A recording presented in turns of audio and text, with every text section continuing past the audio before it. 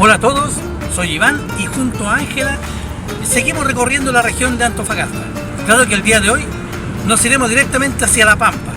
Viajaremos aproximadamente 190 kilómetros desde donde nos estábamos quedando, que era la Reserva Nacional Cerro Moreno, para llegar a la oficina salitera José Francisco Vergara. ¿Y por qué esa oficina salitera? Bueno, porque ahí vivió y trabajó mi abuelo, Luis Campos Valtierres. El tren que vemos ahí al fondo pertenece a Ferrocarriles Antofagasta Bolivia, que es un sistema ferroviario fundado en Londres durante el auge salitero y la expansión minera boliviana. A diferencia de otros ferrocarriles de la época, este sobrevivió a la caída del mercado del salitre natural y actualmente se especializa en el transporte de productos e insumos mineros como cátodos de cobre, ácido sulfúrico y minerales refinados de Bolivia. La red ferroviaria tiene más de 900 kilómetros de trocha angosta y en 1980 pasó a ser parte del grupo Ludwig, uno de los grupos más millonarios de Chile. A principios del siglo XX, el ferrocarril se amplió de tal manera que su red llegó hasta la ciudad de Oruro, allá en Bolivia. Lamentablemente, en la segunda mitad de este mismo siglo, cesó su servicio de pasajeros en Bolivia debido a los conflictos tarifarios, para en 1980 enfocarse solo al transporte de cargas. Debo decirte que después de pasar varios días ya en la ciudad de Antofagasta, he quedado gratamente sorprendido con ciertas construcciones. El mercado, ¿para qué decir? Lo tengo que destacar 100%. El mercado limpio, ordenado, con buenos restaurantes adentro, barato. Sin mal olor. Típico en Santiago, lamentablemente hay que decirlo. Las carnicerías igual tienen mal olor algunas. Algo que no sé. Pero igual está esa de ondea rancio. Los restaurantes dentro del mercado, impecables, con una variedad de comida. Tenían no sé cuántos platos. Y barato. 2 platos de comida, más, me refiero al caldo en este caso, que podía ser cazuela, el segundo plato, la ensalada y la bebida salía por 5.000 pesos. 5.000 pesos. Sí. Sin embargo, en Santiago, en el mercado central, uno se come un plato por un poquito más de 5 o 6.000 pesos. Y ahí nomás, ¿para qué decir los restaurantes? En los restaurantes pasamos unos 7.000 y tantos pesos por almuerzo. Bueno, pero ese es un punto destacable. Otro punto destacable, bueno, la costanera. La costanera que están construyendo es impresionante, realmente impresionante. Muy bonito, variado, con muchos juegos, muchas plazas, harto colorido y también limpio. El centro de Antofagasta también es muy similar, se me va a decir igual a lo que vemos en Santiago, pero la verdad es que estaba lleno de gente. Había muchos extranjeros, obviamente, pero como dicen que la inseguridad, hablan mucho de la inseguridad, la verdad es que no nos sentimos así, yo creo, acá, en ningún lado, aunque igual supimos de una manchita negra por ahí. Sí, 4 milloncitos por nada. De 4 milloncitos que justo le habían robado lamentablemente a una señora. Y lo otro que llama la atención, los dos paseos, Sí. era así como el paseo Ahumada de Antigua, el paseo Ahumada hace unos 6 años atrás, 10 años atrás. Sí, mucho local comercial, zapatería me llamó la atención, cosas que en el centro de Santiago como que ya se han perdido, pues ya no hay mucho, están yendo los locales comerciales. La Plaza de Armas, impecable. Ah, es bonito también la Plaza de Armas, sí, y la estaban limpiando, había gente limpiando, bonito. Con muchas flores, ¿cómo se llama esa cosa? ¿Pérgola? Pérgola. Y mucha gente sentada en la plaza, conversando, compartiendo, tomándose un helado, e inclusive leyendo el diario, eso me llamó la atención. Sin embargo, la Plaza del Cobre estaba feita. Y es la plaza que da a la parte delantera del mercado, la parte trasera del mercado, claro. Sí, eso sí que estaba. Esa es la que se vandalizó completa, estaba toda incendiada, estaba feita. Mucho indigente también en esa plaza. Mientras avanzamos por la ruta 5, quiero contarles un poco sobre la oficina a la cual nos dirigimos, que es la oficina José Francisco Vergara. Esta fue construida entre los años 1918 y 1919 y lleva el nombre de José Francisco Vergara en honor a un destacado político, empresario y además una figura clave en la Guerra del Pacífico. Bueno, y una persona que también fue fundador de la ciudad de Viña del Mar. Acabamos de salir de la ruta 5 y un pequeño letrero nos indicó que deberíamos tomar este camino a tierra. Aunque está un poco áspero, está ahí con alta calamina, o como dicen los argentinos, con alto serrullo, pero está bastante transitable. Claro que si comparamos este camino con los que recorrimos allá en Santiago, específicamente en Camino Melipilla, entre el tramo de Maipú a Padre Hurtado, está lleno de hoyos, baches, agujeros, o como dice la autoridad, está lleno de ventos. Pucha, esto es una alfombra, allá hay para hacer quito los obstáculos, pucha, hay que ser más con la cuestión. Bueno, ¿qué querés que te diga? A medida que nos adentramos en la Pampa y nos acercamos a nuestro destino, una sensación extraña me invade así. Es como que si estuviera llegando a un lugar familiar o parecido cuando uno llega a casa después de mucho tiempo. Quizás será por los relatos de mi abuelo o de mi tío, o tal vez de estas personas con las que conversamos, que nos contaron su historia y compartieron sus experiencias. Fuego. A simple vista ya se puede apreciar el campamento de obreros por el que estamos ingresando. Y les cuento que este estaba conformado de 440 casas construidas en adobe, con techo de calamina y con barro encima para aislar el calor y los fríos. De estas 116 casas tenían 3 habitaciones que eran para las familias, y las otras 288 eran para los solteros, que constaban de una sola pieza.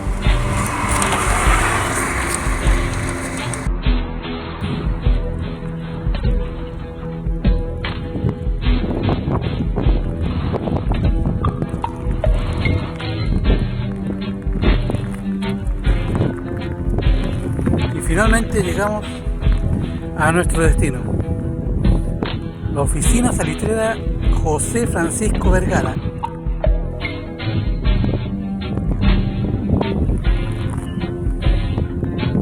No es mucho lo que queda, pero hay un recuerdo. Aquí está la plaza, la glorieta, allá al centro, el Odeón, y 4 glorietas. Una en cada esquina de la plaza. Allá había otra y allá la otra. Y este Odeón en este momento está en la Universidad de Antofagasta. Ahí supuestamente lo están conservando. Yo fui el otro día, no pude entrar a verlo, pero según el guardia está en reparación y toda la cosa. Igual vi a los niños parados en las barandas y bueno, ¿qué quiere que le diga?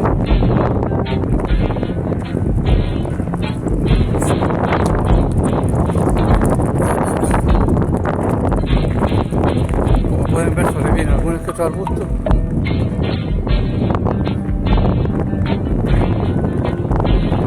Los árboles totalmente pelados, casi pulidos por el viento.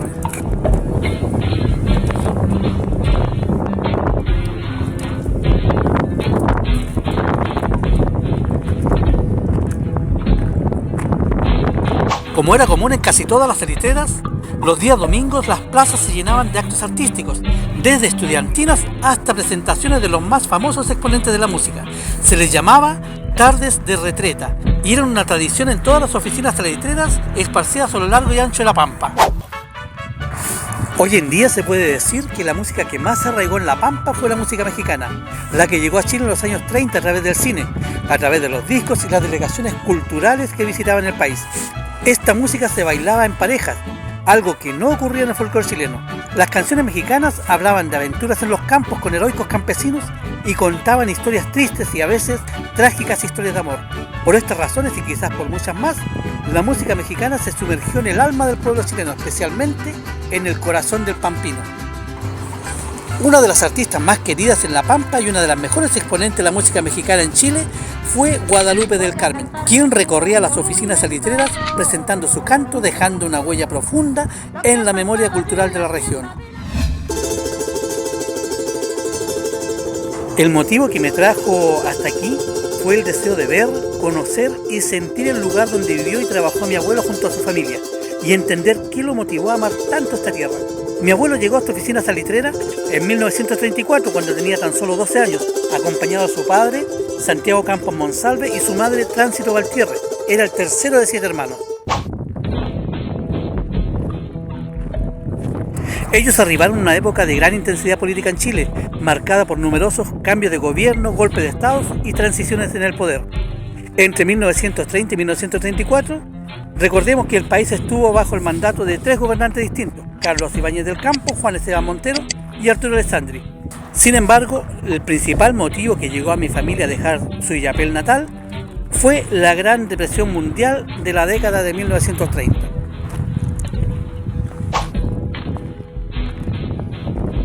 A modo de información, la Gran Depresión fue una crisis económica global de una magnitud y duración sin precedentes. Afectó gravemente la economía mundial, generando desempleo masivo, deflación y una caída generalizada en la producción del comercio. Aunque comenzó con el desplome del mercado de valores en Estados Unidos, conocido como el Jueves Negro de Wall Street, en octubre de 1929, rápidamente se expandió al resto del mundo, afectando también a Chile. En nuestro país, la crisis económica impulsó a buscar nuevas oportunidades. Los enganchadores, encargados de reclutar trabajadores, recorrían distintas zonas prometiendo empleo, vivienda y comida en las oficinas salitreras, tanto para solteros como para las familias. Así fue como la familia Campos terminó instalándose en esta oficina salitrera, buscando un mejor futuro en medio de tiempos difíciles. Cuartel de Carabineros, mira. Ahí está.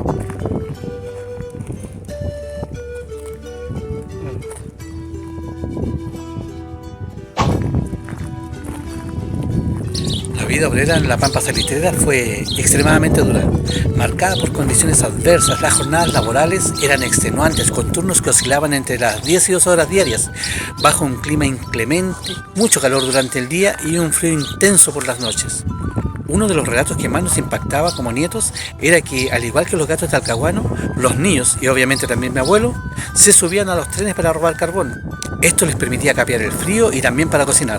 Y qué decir de los castigos, se los llegaban a pillar, desde el cepo hasta el calabozo. También hay que mencionar con respecto a la salud y la educación que en esos tiempos eran totalmente limitadas. Los obreros dependían de instalaciones médicas precarias, insuficientes para tratar siquiera las enfermedades comunes. Las condiciones insalubres favorecían la propagación de diversos males como la tuberculosis, el tifus, la viruela y el cólera. Y en cuanto a la educación, solo en algunos campamentos se construían escuelas básicas. Bueno, estas eran destinadas principalmente para los hijos de los trabajadores. La mayoría de ellos recibía una instrucción mínima. Mi abuela, por su parte, Tránsito Valtierre, que era profesora de música, también daba clases de enseñanza básica. Así trataba de aportar un poquito a la comunidad que en esos tiempos tenían tan pocos recursos.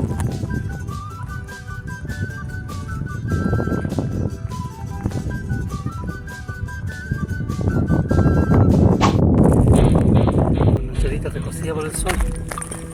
Miren, 10 centímetros ahí. Las tazas de los apencos.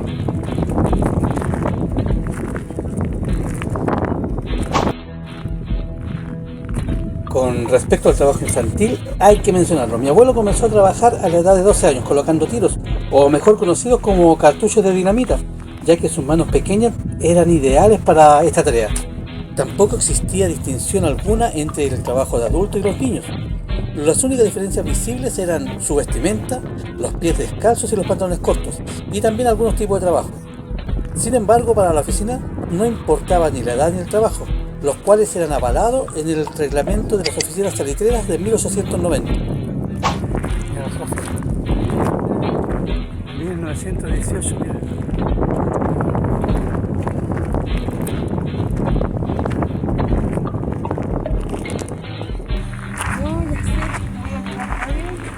Recuerdito para todos. Para la familia. Para los seguidores, pero esto es de verdad. Y le pongo, no sé. Oficina Vergara. Claro. Curiosamente, y me refiero a principios del siglo XX, ser niño tenía una ventaja para conseguir empleo. La administración les pagaba menos, valoraba su capacidad de aprender rápidamente, lo que los hacía atractivos para la industria.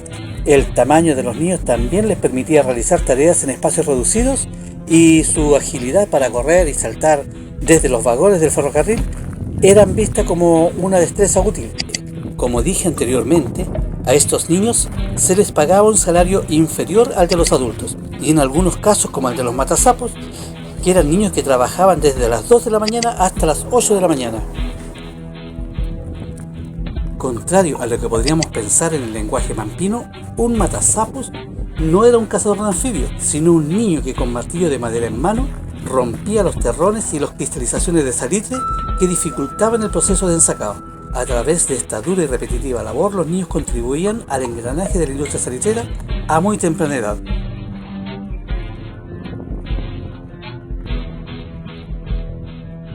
Allá está la escorpia.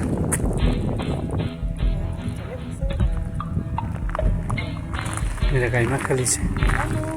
Nos vamos a llevar varias pedillas, sí, pero... Sí.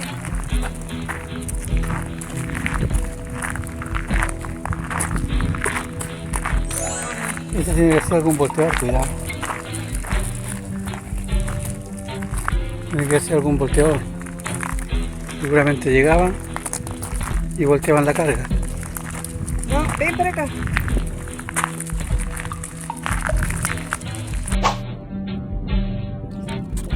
Según el reglamento de las oficinas salitreras, el trabajador estaba obligado a trabajar de manera ininterrumpida durante toda la jornada. Cada día se registraba su desempeño en unas libretas que al fin de mes se revisaban para calcular su salario. Sin embargo, el pago se efectuaba en fichas que en muchas ocasiones no tenían el mismo valor que la moneda corriente.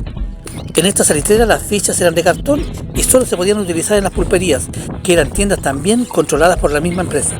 Este sistema provocaba una dependencia absoluta hacia la compañía que manejaba tanto los salarios como los precios, sumiendo a los obreros en una situación de explotación y precariedad absoluta.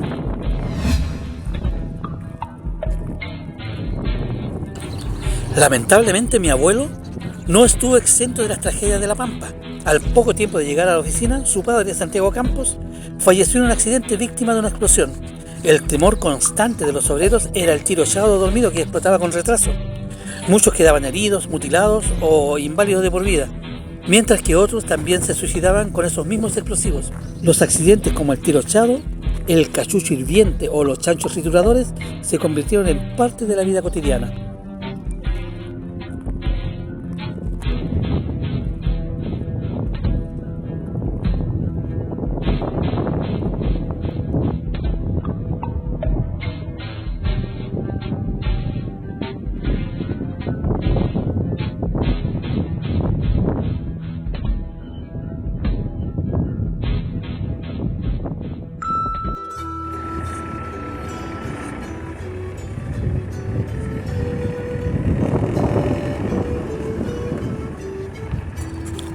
Con el paso de los años, mi abuelo fue asumiendo distintos roles en las oficinas salitreras, cambiando de puesto de trabajo a medida que crecía.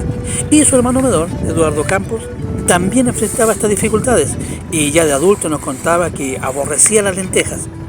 El motivo, decía, era que en tiempos de escasez, mi abuelo Luis Campos había tenido que cambiar una mula por un saco de lentejas. Imaginen tener que comer todos los días un caldo de lentejas cocidas. Esa monotonía lo marcó de tal manera que con el tiempo llegó a odiar esa legumbre para siempre. Fuego.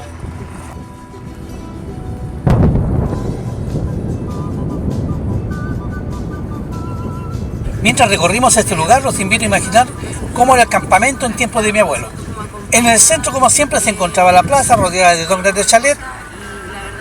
Uno de ellos estaba destinado a la administración, construido con 15 piezas de pino oregón y recubierto con calamina inglesa.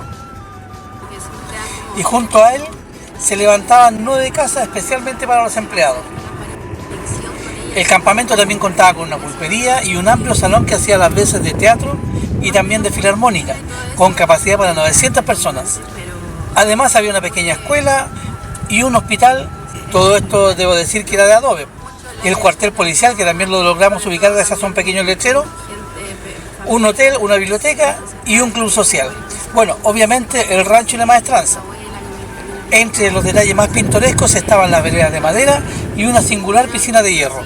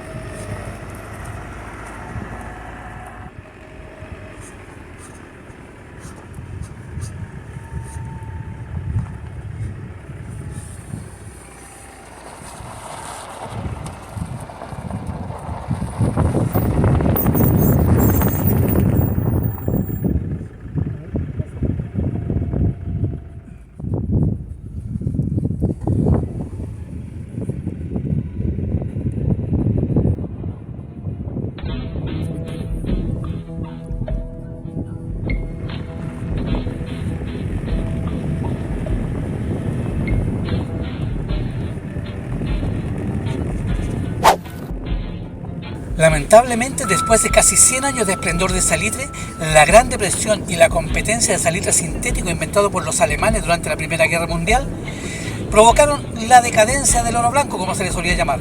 Rápidamente las salitreras se transformaron en pueblos fantasmas, principalmente por los saqueos y desmantelamientos. Y por qué no decirlo también, la avaricia del hombre, quien se llevó la madera, que en su mayoría era de pino legón, junto con todo aquello que se pudiera obtener algún beneficio económico. Esta dura realidad es visible hasta el día de hoy.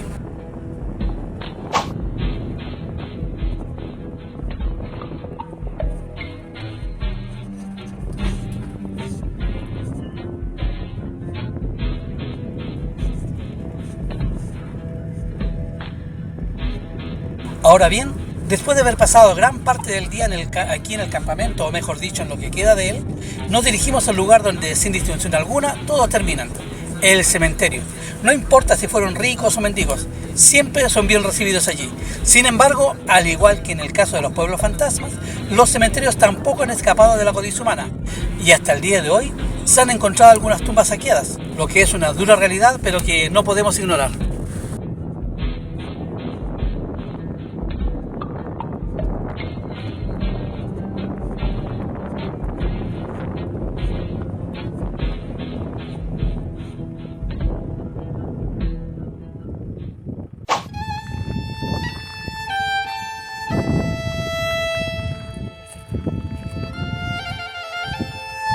A simple vista, el cementerio, cargado de historias y simbolismos, se presenta como un paraje solitario y desolado, expuesto al viento y al polvo del desierto. Da pena ver las lápidas y cruces, muchas de ellas desgastadas, otras destruidas, siendo testigos silenciosos de las vidas que allí terminaron. Se ve que algunas tumbas han sido visitadas recientemente. Y por cierto, en el mes de junio se celebra el Día del Vergarino, con actividades tanto en La Pampa como en la Universidad del Norte, donde se encuentra ubicada la Plaza de la Oficina. Durante esta jornada se recorren las calles, desfilan las organizaciones de los hijos de los pampinos y se realizan actos artísticos. Muchos de los visitantes también vienen hasta aquí a rendir homenaje a sus seres queridos, les pintan las cruces, embellecen las tumbas, remarcan los nombres para que no caigan en el olvido y las adornan con flores, unas de lata, otras de plástico o de papel.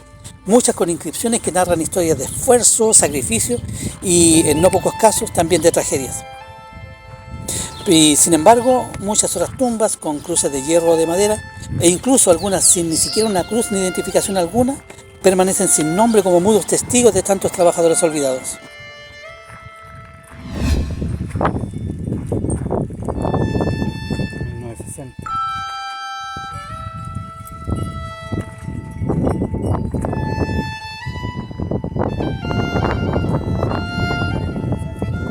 ...1956...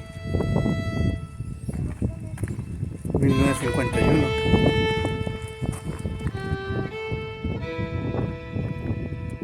Este cementerio guarda en su corazón la memoria de una comunidad que, a pesar de las adversidades, dejó una huella imborrable en la historia de Chile y del mundo salitrero.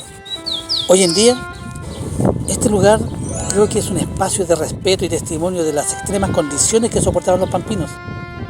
Aunque muchos de ellos hayan sido olvidados por la historia, el cementerio sigue siendo un sitio de homenaje y reflexión para quienes visitan este rincón del desierto.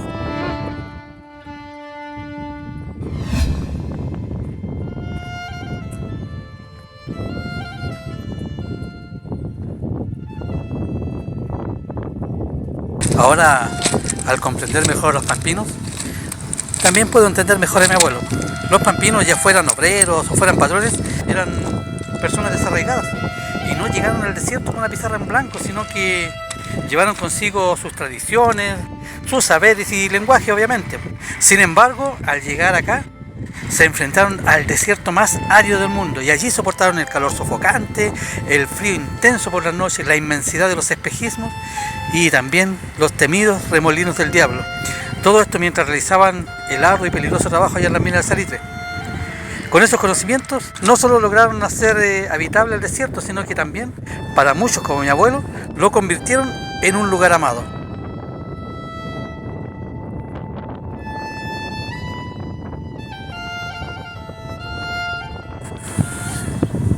Hoy puedo decir que eran personas endurecidas por las duras condiciones del desierto, Eran seres resilientes y de gran carácter. Obviamente que aprendieron a sobrevivir en un entorno hostil donde la camaradería y la vida en comunidad eran esenciales para poder sobrellevar las adversidades. Pero lo que le falta a la naturaleza, el hombre lo suple con la cultura y el sentido de pertenencia de los pampinos, quienes a pesar de las dificultades que enfrentaron, pudieron encontrar la forma de celebrar la vida a través de la música, el baile y las historias compartidas en la noche del desierto. Se convirtieron en figuras heroicas y nostálgicas. Fueron piezas clave para la economía chilena, aunque su época también estuvo marcada por la explotación laboral y la desigualdad social.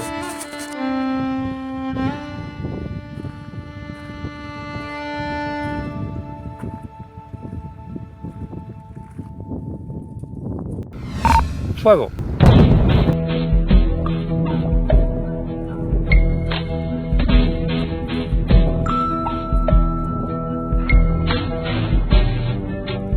Y ahora, al contemplar la pampa y sus oquedades, puedo imaginar a mi abuelo siendo un niño, sufriendo, trabajando como un hombre, sin saber que años después saldría de allí como un ser íntegro, solidario, respetuoso de sus compañeros y de su pasado.